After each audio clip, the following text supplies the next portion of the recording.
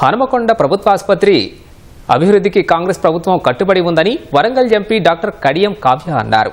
ఆసుపత్రిలో ఎమ్మెల్యేలు నాయని రాజేందర్ రెడ్డి, రేవూరి ప్రకాష్ రెడ్డి కలెక్టర్తో కలిసి తనిఖీ చేసి సమీక్షా సమావేశం నిర్వహించారు.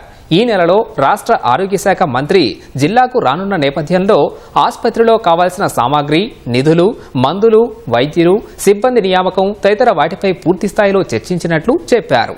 ఆసుపత్రిలో కాన్పు కోసం వచ్చే మహిళలకు ఎలాంటి ఇబ్బంది లేకుండా మెరుగైన వైద్య సేవలు అందించాలని వైద్యులకు సూచించారు.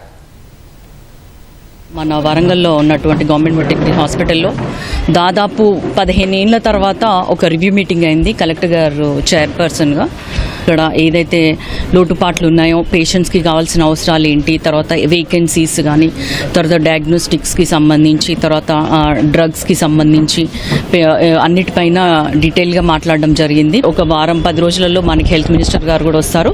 మేము ఇక్కడ ప్రజాప్రతినిధులం కూడా ఒక సపరేట్ రిప్రజెంటేషన్ తీసుకెళ్లి హెల్త్ మినిస్టర్ గారిని అట్లే సీఎం గారిని కూడా కలిసి ఖచ్చితంగా ఇక్కడ హాస్పిటల్ డెవలప్మెంట్ జరిగే విధంగా కృషి చేస్తాము అని డాక్టర్స్కి చెప్పడం జరిగింది.